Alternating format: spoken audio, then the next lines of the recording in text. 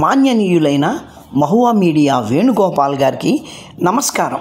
అయ్యా, సోషల్ మీడియాలో మీరు పెట్టిన సుదీర్ఘమైన లేఖను చదవడం జరిగింది. మీకు జరిగిన క్లేశానికి చాలా విచారిస్తున్నాను. అయితే మీ లేఖలో మీరు చెప్పిన విషయాలను ఆకళింపు చేసుకుని మిమ్మల్ని ఓదార్చవలసిన బాధ్యత నా మీద ఉంది. కాబట్టి మీ లేఖను చదువుతూ అవసరమైతే మీకు తగు వివరణలు ఇస్తూ అవసరమైతే మిమ్మల్ని ఓదార్చడానికి ప్రయత్నిస్తాను. మీ లేఖలోని శాల్యుటేషనే మీ మనస్తత్వాన్ని కరెక్ట్గా అర్థం అయ్యేలా చేస్తుంది. ఏమన్నారు? నన్ను దూషిస్తున్నా, నన్ను చంపుతాము అంటున్న హిందూ సోదర సోదరీమణులకు విజ్ఞప్తి అంటున్నారు. అంటే ఈ లేఖ ఎవరికి? మిమ్మల్ని చంపుతాము అని ఎవరైతే బెదిరించారో వాళ్ళకే అడ్రస్ చేస్తున్నారా?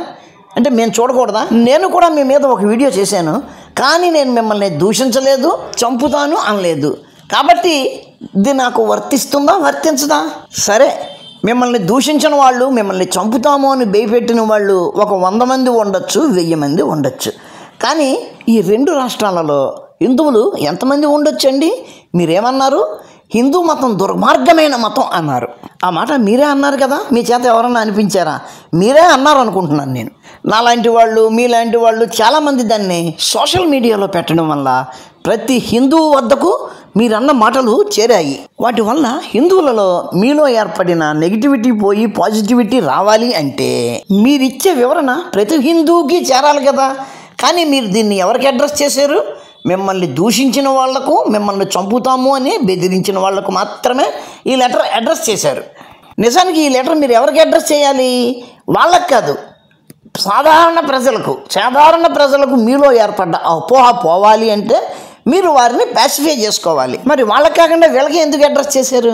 కొంపతీసి హిందూ మతం దుర్మార్గమైన మతము అన్నారు కదా, దాని అర్థం ఏంటి? ఆ మతాన్ని ఆచరించే వాళ్ళందరూ కూడా దుర్మార్గులై ఉంటారు. కాబట్టి ఈ శాలిటేషన్ దుర్మార్గులందరికీ వర్తిస్తుంది. కాబట్టి హిందువులందరినీ అడ్రస్ చేసినట్టే అని మీరు ఫీల్ అవుతున్నారా? నేను ఇలా ఎనలైజ్ చేయడం వలన మీ మీద నెగిటివిటీ రప్పించడానికి కాదు, మీ మానసిక పరిస్థితిని మీకు అర్థమయ్యేలా చెప్పడం కోసం. ఈ శాల్యుటేషన్ ఏం చెబుతుంది అంటే మీరు మీ మనసులో విపరీతమైన ద్వేషభావాన్ని హిందూ మతం మీద, హిందువుల మీద కలిగి ఉన్నారు అని తెలియజేస్తుంది. ఇప్పుడు మీ లేఖలోకి వద్దాం. 4 రోజులుగా కొన్ని స్వప్రయోజనపర రాజకీయ శక్తులు నా మీద ప్రచారం చేస్తున్న వీడియోలు పైపైన చూసి విషయం పూర్తిగా అర్థం చేసుకోకుండా నా మీద పచ్చి బూతులతో దూషిస్తూ నన్ను కొట్టమని, చంపమని, పెట్రోలు పోసి తగలెట్టమని, అంతు చూడమని హింసకు, నేరాలకు పురికొల్పుతూ వందలాది మంది సోషల్ మీడియాల మీద పోస్టులు, కామెంట్లు పెడుతున్నారు, వీడియోలు చేస్తున్నారు. ఇక్కడ చెప్పవలసింది ఏంటంటే ఒక మనిషిని చంపమని ప్రోత్సహించడం అన్నది చాలా పెద్ద నేరం. అట్లా 100,000 పోస్టులు పెట్టారు అని మీరు అంటున్నారు. ఏమీ అక్కర్లేదు, అందులో కరెక్ట్గా సరైనవి ఒక 10 నెటికి పట్టుకోండి, సైబర్ క్రైమ్ పోలీస్ స్టేషన్లో కంప్లైంట్ పెట్టండి. ఆ తర్వాత వాళ్ళే చూసుకుంటారు. అంతేగాని ఎలాగ నన్ను 100 మంది చంపుతానంటున్నారు, 1000 మంది చంపుతానంటున్నారు అనుకుంటూ ఈ పోస్టులు పెట్టి సానుభూతి పొందడానిక? ఎవరి సానుభూతి? క్షమించాలి, జరిగిన విషయానికి మీ ఆగ్రహానికి సంబంధం ఉందో ఒక్క క్షణం ఆగి ఆలోచించండి.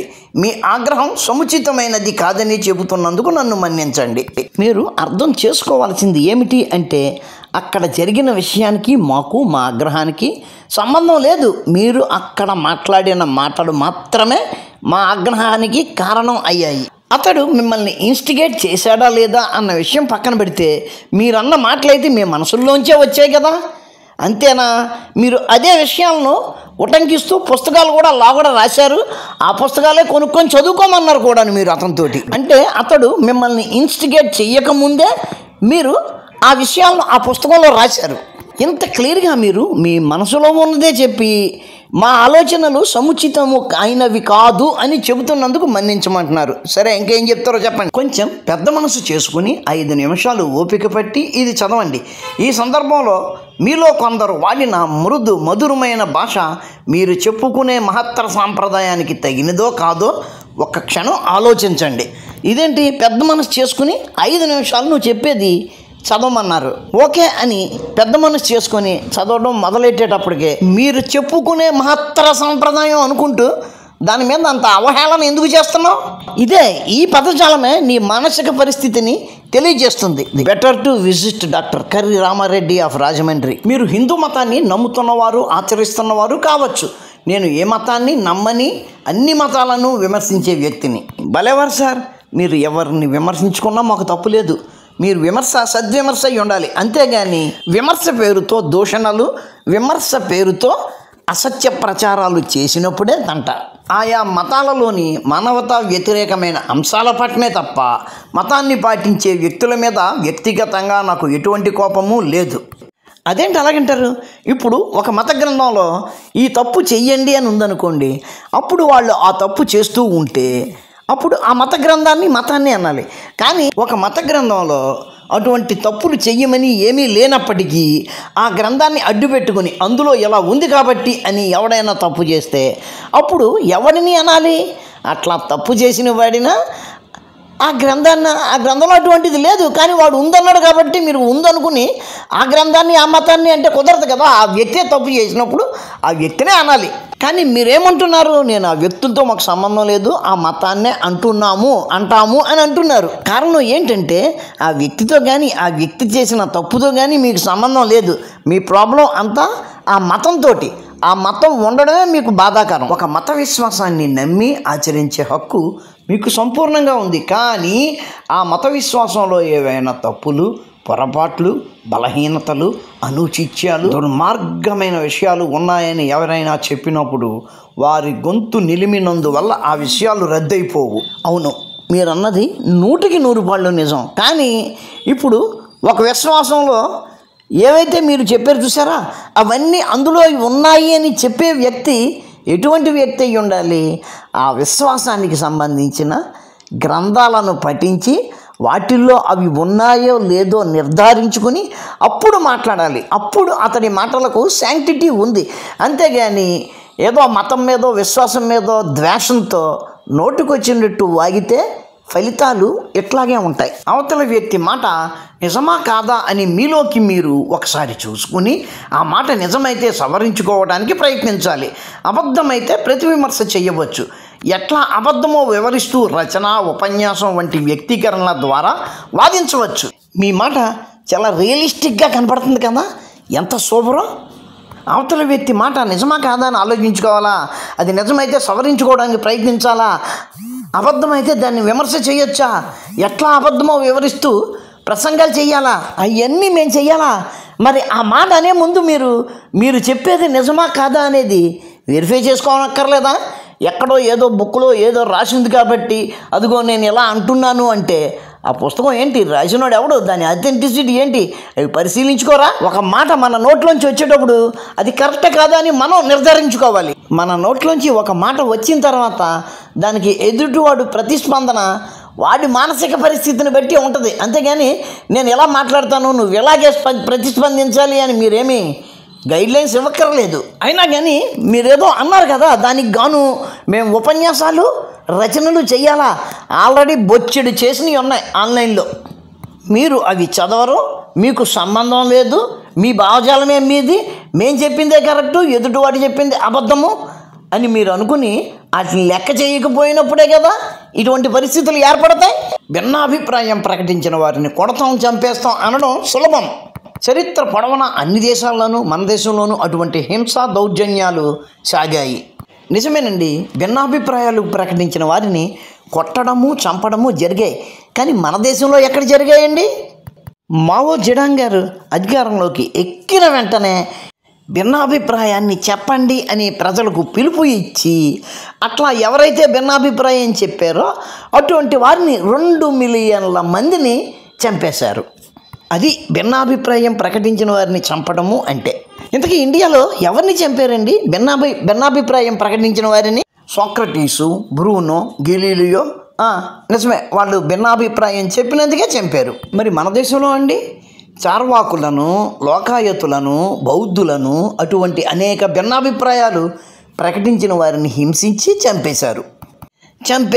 ఎలా బ్లాంక్ స్టేట్మెంట్ ఇచ్చేస్తే సరిపోదండి, మీరు కొద్దిగా వివరాలు చెప్పాలి. ఉదాహరణకి మీరు బ్లాంక్గానే అనేసినప్పటికీ బుద్ధిస్టుల్ని చంపారు. ఎవరు? పుష్యమిత్ర శృంగుడు.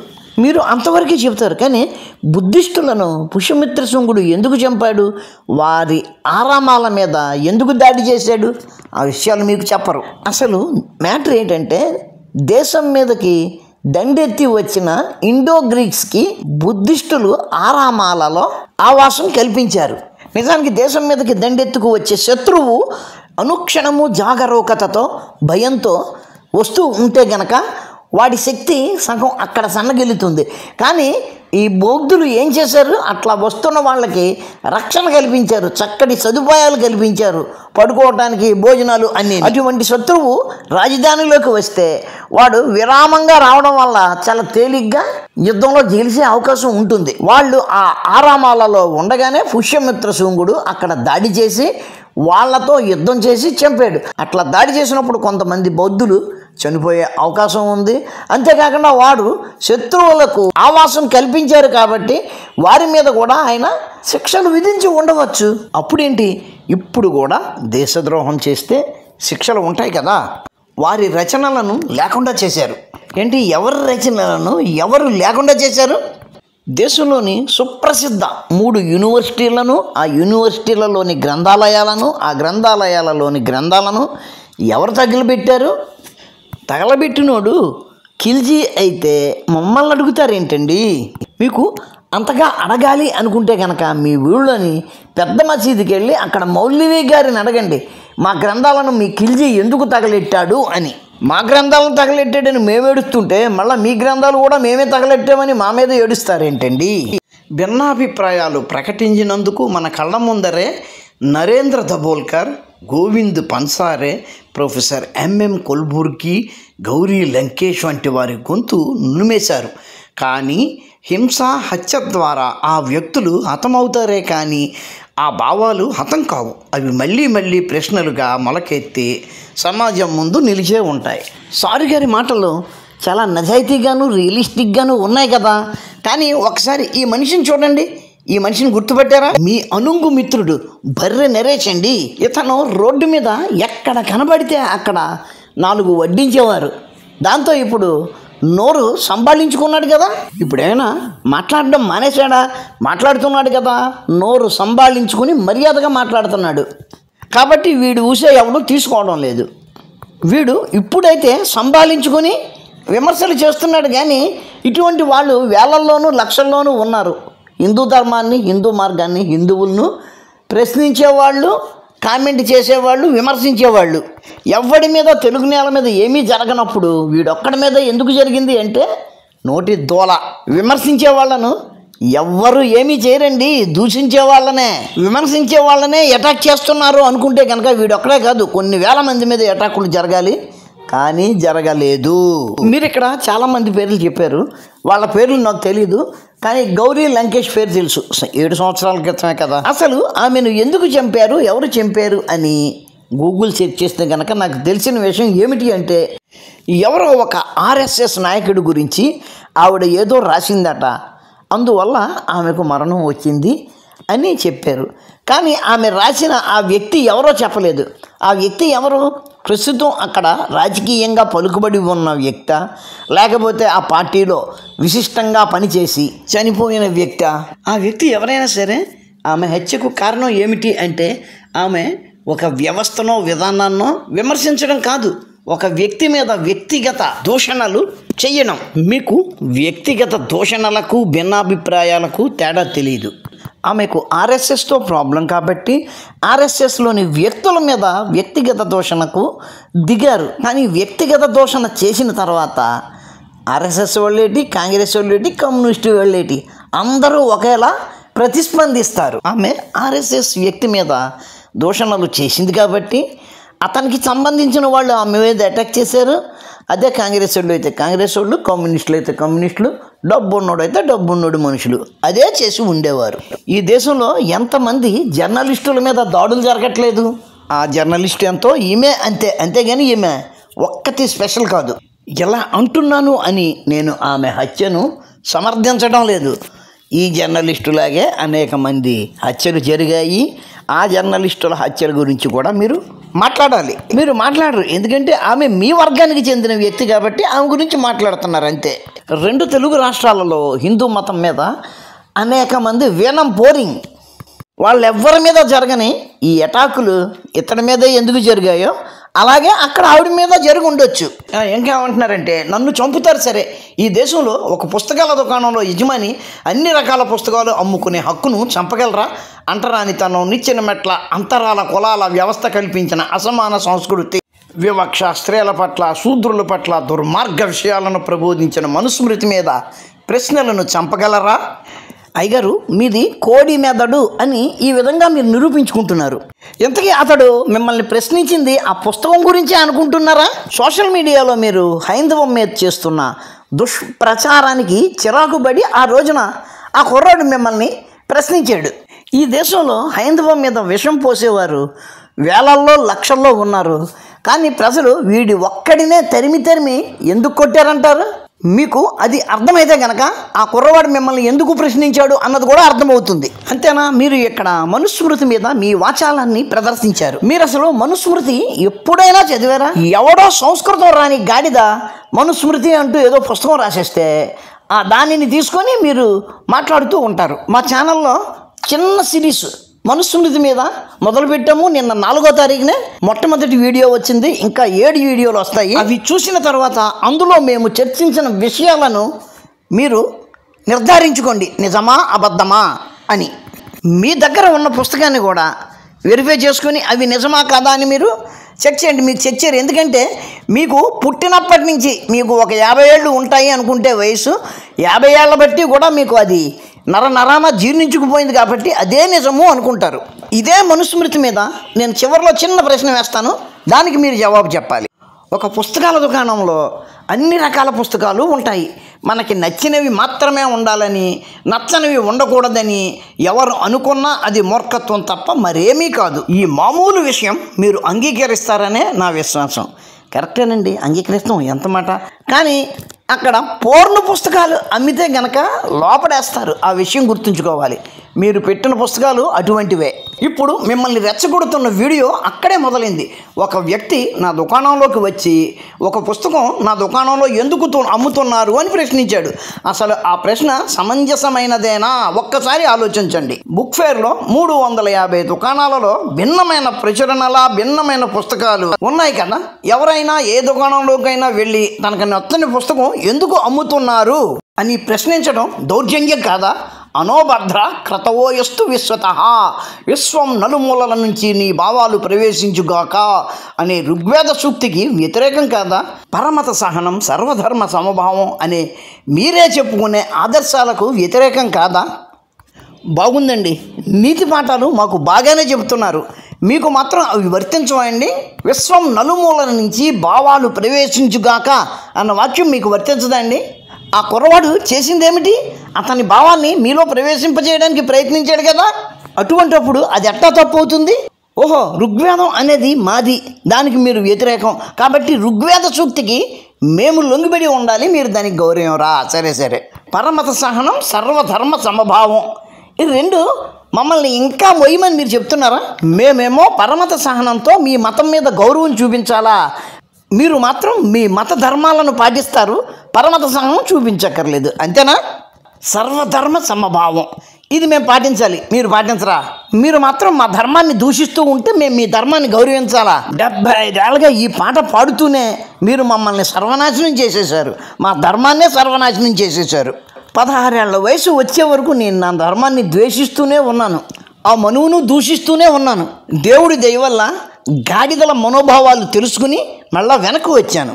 ఏంటంటారు? పుస్తకాల గురించి ఏదో చెప్పారు, పుస్తకం రాసినోడిని అడగాలని ఏదో అన్నారు ఎక్కడో. కానీ మేము ఇన్నాళ్ళు ఏదో అలా అనుకునే ఊరుకున్నాం కాబట్టి అలాంటి పుస్తకాలు పుంకాలుగా వచ్చాయి. ఈ రోజున మేము ప్రశ్నిస్తూ ఉంటే ఆ పుస్తకాలు రావడం కూడా ఆగుతాయి. నక్సలైట్లకు భావజాలాలు ఉంటాయి, వారికి ఆశయాలు ఉంటాయి. ఇటువంటి దిక్కుమాలిన కబుర్లు చెప్పి ఎన్ని సంవత్సరాలు కాంగ్రెస్ పార్టీ నక్సలైట్లను ఎలా చేసింది? దేశాన్ని ధ్వంసం చేయడానికి. బుల్లెట్కు బుల్లెట్టు, తోటాకి తోట అనుకుంటూ బీజేపీ ప్రభుత్వం మొదలుపెట్టిన తర్వాత ఆ నక్సలిజం అంతా ఏమైపోయింది? ఇంకో 10 ఏళ్ళు పోతే నక్సలిజం అంటే ఏమిటి అని అడిగే జాతి తయారవుతుంది. పరమత సహనం నేర్పుతున్నాడు మాకు వచ్చి. అసలు ఆయన ప్రశ్నించిన పుస్తకం హిందూ మతాన్ని కించపరిచేదని అనడం ఆశ్చర్యకరం. ఎందుకంటే ఆ పుస్తకం ఎవరినీ అవమానించలేదు. ఒక చరిత్రకారుడు తన పరిశోధన ఫలితంగా తిరుమల శ్రీ వెంకటేశ్వర స్వామి ఆలయం కన్నా ముందు అది బౌద్ధ క్షేత్రం అని ఒక ప్రతిపాదనతో ఆ పుస్తకం రాశాడు. చరిత్ర పరిశోధనలో దొరికిన ఆధారాలతో అటువంటి భిన్నమైన ప్రతిపాదనలతో ఎన్నో పుస్తకాలు వచ్చాయి. పైగా బుద్ధుడు కూడా దశావతారాలలో భాగమే అని చెప్పే చోట అది బౌద్ధ క్షేత్రం అని ప్రతిపాదించడం హిందూ మతాన్ని కించపరచడం ఎలా అవుతుంది? ఆ పుస్తకం ఇంగ్లీషులో 33 సంవత్సరాల క్రితం వెలువడి ఇప్పటికే ఎన్నో భాషలలోకి అనువాదమైంది. ఇక్కడ మీకు చిన్న ప్రశ్న, ఆ పుస్తకం హిందూ మతాన్ని కించపరుస్తున్నట్టుగా ఉంది అనడం ఆశ్చర్యకరంగా ఉందా మీకు? ఆ పుస్తకం ఏం చెబుతుంది? అది బౌద్ధ క్షేత్రము, అక్కడ ఉన్న బుద్ధుడి విగ్రహాన్ని వీళ్ళు వెంకటేశ్వర స్వామిగా మార్చుకున్నారు.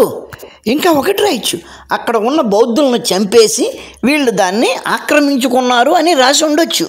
మొత్తానికైతే బుద్ధుడు విగ్రహాన్ని వెంకటేశ్వర స్వామిగా అలంకరించి వీళ్ళు వ్యాపారం చేసుకుంటున్నారు అనే రాసి ఉంటాడు. అప్పుడు దాని అర్థం ఏమవుతుంది? వెంకటేశ్వర స్వామి లేదు, బొక్క లేదు, అది బుద్ధుడు బొమ్మ. వెంకటేశ్వర స్వామి అనేది పెద్ద కల్పితం. అది హిందూ మతాన్ని హీనపరచడము, కించపరచడము కాదా? మీకు ఆశ్చర్యకరంగా ఉందా? బుద్ధుడిని దశావతారాలలో ఒకటి అన్నంత మాత్రాన అక్కడ ఉన్న విగ్రహం వెంకటేశ్వర స్వామి కాదు, బుద్ధుడు దాన్ని వెంకటేశ్వర స్వామిగా అలంకరించారు దొంగముండా కొడుకులు అని వాడంటే దాన్ని తప్పుపట్టరా? బుద్ధుడు, వెంకటేశ్వర స్వామి, శ్రీ మహావిష్ణు అవతారాలే అనుకున్న వేరు కాలాలలోకి సంబంధించినవి. మీ మాట ఎలాగుందంటే, పెళ్ళైన తర్వాత ఫస్ట్ నైట్ నువ్వు వచ్చావేంటి, మీ చెల్లి రావచ్చు కదా, ఇద్దరు అక్క చెల్లెళ్ళే కదా అని అడిగినట్టుగా ఉంది. ఆ పుస్తకం 33 సంవత్సరాల క్రితం ఇంగ్లీష్లో రాసినప్పటికీ, దేశంలోని అనేక భాషల్లోకి అనువదించబడినప్పటికీ, ఇప్పుడు తెలుగులోకి వచ్చిన తర్వాత మీరు అది తప్పు అంటే అట్టాగా ఎన్నాళ్ళ బట్టి లేనిది ఇప్పుడు తప్పు అయిపోతుందా అంటారు.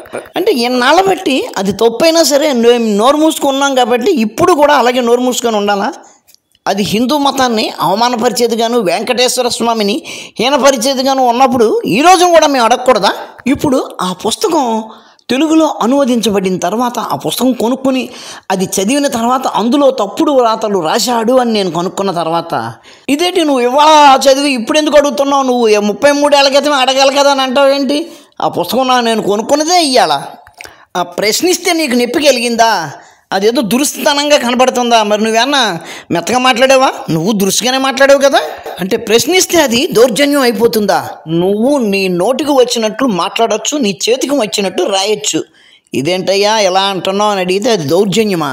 ఇది మీతోటే ఆగిపోతుంది అనుకుంటున్నారా? ఆ రచయితని ప్రశ్నిస్తారు, ఆ ప్రచురణకర్తని కూడా ప్రశ్నిస్తారు. ఇది అంతం కాదు, ఆరంభం అంతే. అందరిని వదిలేసి నిన్ను అడగడం దురుద్దేశంతో కూడింది అంటావేంటయ్యా? అందులో ఏదో కుట్ర ఉంది అంటావేంటి? మిగిలిన షాపు వాళ్ళు ఆ పుస్తకాలు అమ్ముతున్నా, ఆ పబ్లిషర్ దాన్ని ప్రింట్ చేసిన వాళ్ళు నీలా హిందూ మతాన్ని దూషిస్తూ పుస్తకాలు రాయరు, వ్యాసాలు రాయరు, వీడియోలు చేయరు. కాబట్టి వాళ్ళ దగ్గర ఆ పుస్తకం చూసిన ఎటువంటి ఫీలింగు కలగదు. నీ దగ్గర ఆ పుస్తకం చూస్తే నువ్వు హైందవం గురించి హీనంగా మాట్లాడతావు అన్న విషయం గుర్తుకొచ్చి అతను ఎమోషన్ అయ్యి నిన్ను ప్రశ్నించాడు. అక్కడ అలా రికార్డు చేయడం చట్టరీత్యా నేరము అయితే, ఒక విశ్వాసాన్ని దురుద్దేశంతో హేళనగా చేయటం, అవమానపరచటం నేరమే.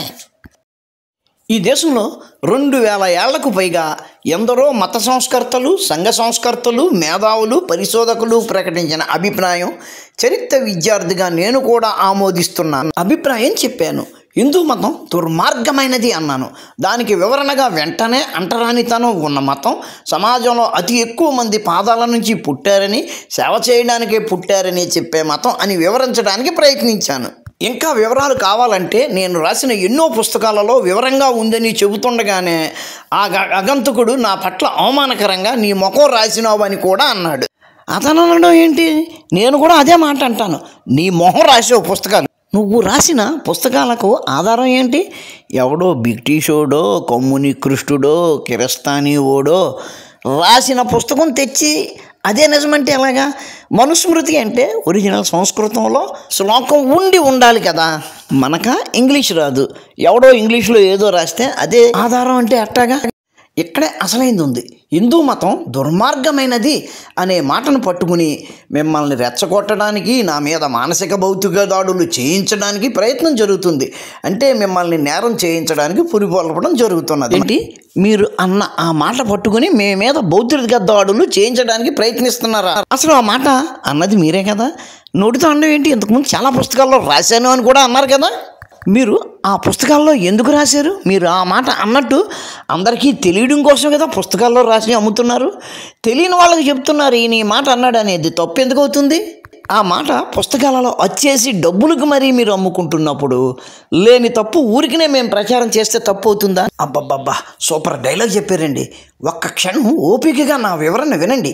మనుషులందరినీ సమానంగా చూడకపోవడం తప్పు. కొందరు మనుషులను తక్కువ స్థాయిలో, అంటరాని వారుగా, సేవకులుగా ఉండవలసిన వారుగా, ఊరి అవతల ఉండవలసిన వారిగా, నీచమైన పేర్లు పెట్టుకోవలసిన వారిగా, విద్యకు, సామాజిక హోదాకు, సంపాదనకు అర్హత లేని వారిగా ప్రకటించడం తప్పు మాత్రమే కాదు, దుర్మార్గం అనే నేను అనుకుంటున్నాను. ఈ ఒక్క కామెంట్ మీద నేను విడిగా నీకు వీడియో చేసి పెడతాను. భీమ్రావ్ అంబేద్కర్. భీమ్రావ్ అంటే భీముడి పేరు, అది నీచమైన పేరా? సావిత్రిబాయ్, సావిత్రిదేవి, అది నీచమైన పేరా? చెప్పు. స్త్రీల గురించి, శూద్రుల గురించి, దళితుల గురించి మనుస్మృతిలో రాసినవి చదివి చూడండి. ముందు నువ్వు నీ దగ్గర ఉన్న కల్తీ పుస్తకాన్ని పక్కన పాడేసి ఒరిజినల్ పుస్తకాన్ని తీసుకుని ప్రతి పదార్థాలు చెక్ చేసుకుని మరి ఆ శ్లోకాలను చదివి అందులో ఇవి ఉన్నాయా లేదా నాకు చెప్పు. మనిషిని మనిషిగా చూడకపోవడం దుర్మార్గం అని మీరు అనుకోవడం లేదా? ఆ దుర్మార్గులు ఉండడం తప్పు కాదా? ఎత్తి చూపడం తప్పు అవుతుందా? ఈ ప్రశ్న బాగుంది. కానీ ఇవన్నీ కూడా నల్లట్ట పుస్తకం అయిన బైబిల్లోను, పచ్చట్ట పుస్తకం అయిన ఖురాన్లోను దొరుకుతాయి. హిందూ గ్రంథాలలో లేవు. ఉన్నవన్నీ కూడా మీలాంటి వాళ్ళు ఇరికించినవి, కల్పించినవి. మీరు ఇష్టంగా తొడుక్కున్న చొక్కా మీద కాకిరెట్ట ఉంది, తుడుచుకోండి అని ఎవరైనా చెబితే చెప్పిన వాడు చంపదగిన వ్యక్తి అనుకుంటారా? నిజమేనండి, మీరు అన్నది కరెక్టే. కానీ ఆ కాకిరెట్ట నా చొక్కాకి ఆడే పూసి తెలియనట్టుగా ఏమండి కాకిరెట్ట ఉంది తుడుచుకోండి అని చెప్పాడు అనుకోండి, కానీ ఆడే పూసినట్టు నాకు తెలిసిందనుకోండి, అప్పుడు ఏంటి పరిస్థితి? అబ్బబ్బబ్బా, ఏం చెప్పారండి. నిజానికి అదేదో చొక్కా మీద కాకిరెట్ట వంటి చిన్న విషయం కూడా కాదు. మన సమాజాన్ని వేల ఏళ్లుగా పట్టి పీడిస్తున్న మహారుగ్మత, కోట్లాది మందిని అణిచివేసిన సామాజిక రుగ్మత. ఆ రుగ్మతను ప్రశ్నించి పోరాడిన వారు చార్వాకుల నుంచి, లోకాయుతుల నుంచి, బుద్ధుడి నుంచి, బాబాసాహెబ్ అంబేద్కర్ దాకా, పెరియ రామస్వామి దాకా ఎందరో ఉన్నారు. ఏంటి బాబు, లోకాయుతుల్ని, బుద్ధుడిని హిందువులు చంపారా? కరెక్ట్గా ఆధారాలు చూపించాలా. మీ భావజాలపు వ్యక్తుల దగ్గర మాట్లాడినట్టు మాట్లాడితే కాదు, ఆధారాలు చూపించాలా. ఆ రుగ్మతను తమ సాహిత్యంలో, కళల్లో ఎత్తి చూపిన రచయితలు, కళాకారులు ఎందరో ఉన్నారు. హిందూ మతాన్ని ఆ రుగ్మత నుంచి సంస్కరించాలని ప్రయత్నించిన మతబోధకులు, సంఘ సంస్కర్తలు ఎందరో ఉన్నారు. ఈ దేశంలో వందల సంవత్సరాలుగా సాగుతున్న ఆ మహత్తరమైన ప్రత్యామ్నాయ సాంప్రదాయంలో భాగమే నా అభిప్రాయం. బాగుందండి. ఇప్పుడు మీరు చెప్పిన సాహిత్యము, కళారూపాలు ఇవన్నీ కూడా ఎప్పటివి? బ్రిటిష్ వాళ్ళు వచ్చిన తర్వాత మాత్రమే తయారైనవి. ఆ కాలంలోనే ఎందుకు ఇటువంటివన్నీ తయారైనవి అంటే గనక, ఇటువంటి సాహిత్యం వచ్చింది అంటే గనక ఆ కాలంలో ఆ దుర్గుణాలు ఉన్నాయి కాబట్టి. అప్పటి నుంచి ఇప్పటి వరకు అటువంటి తప్పుడు పనులు ఎవరు చేశారో మీరు వాళ్ళని ఎత్తి చూపించాలి. కానీ మనుస్మృతిని, హిందూ మతాన్ని దూషిస్తున్నారు, దొంగని చేస్తున్నారు. నిజానికి అటువంటివి మీ చేతిలో ఉన్న మనుస్మృతి అనే పుస్తకంలో ఉన్నప్పటికీ అవి ఒకప్పుడు ఉండేవా లేవా అది తెలియాలంటే ఒకప్పటి సాహిత్యం చదవాలి, ఒకప్పటి చరిత్ర చదవాలి. ఆ సాహిత్యంలోనూ ఆ చరిత్రలోనూ అటువంటి అంశాలు ఉన్నాయా?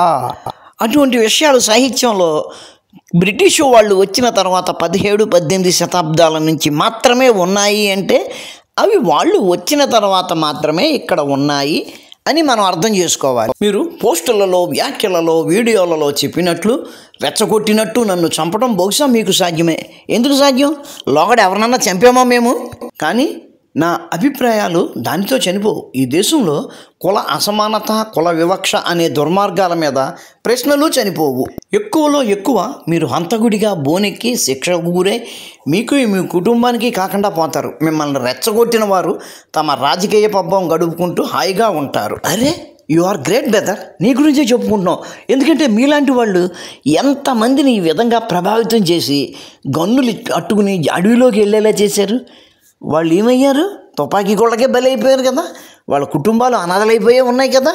మీరు మాత్రం తెల్ల సొక్కాలు వేసుకుని రోడ్ల మీద ఇలా తిరుగుతున్నారు. వాళ్ళు మాత్రం మీరు ఇచ్చిన తుపాకులు భుజాన్ని తగిలించుకుని ఎర్ర జెండా పట్టుకుని అడవుల్లోకి వెళ్ళి దానిని అక్కడ పాడవేసి ఒంటి మీద ఉన్న బట్టలను ఎర్ర రంగు మార్చుకుని మూటల్లో కుటుంబాలకు చేరుకుంటున్నారు. మీరు మాత్రం 40 సంవత్సరాలుగా పైగా చేస్తున్న రచనల్లో ఉపన్యాసాల్లో మిగిలే ఉంటారా? మీకు అర్థం కావట్లేదు. హిందువులలో మార్పు వచ్చింది, బుర్రపెట్టి ఆలోచిస్తున్నారు. విజయవాడలో జరిగిన హైందవ శంఖారావం చూశారు కదా. ఏ రోజైనా అంతమంది జనం కలిసి వస్తారని ఎప్పుడన్నా మీరు అనుకున్నారా? మీకు చిన్న విజ్ఞప్తి, అదే మనుస్మృతి మీద మేము చేసిన వీడియోలను దయచేసి చూడండి. మిత్రులారా, వీరు మానసిక రోగులు. వీళ్లకు మనం ఎంత చెప్పినా వాళ్లకు అర్థం కాదు, నచ్చదు. 150 సంవత్సరాల పాటు బ్రిటిష్ వాళ్ళు, ఆ తర్వాత 75 సంవత్సరాల పాటు కాంగ్రెస్ పార్టీ వాళ్ళు వీళ్ళ మెదళ్లలో నాటేసిన, వీళ్ళ మెదళ్లలో నింపేసిన ఆ విషయం ఓ పట్టాన డీటాక్సిఫై అవ్వదు. కానీ దానికి గాను మన ప్రయత్నం మనం చేద్దాం. ఉంటాను. నమస్కారం. మతోన్మాదంపై రామబాణం.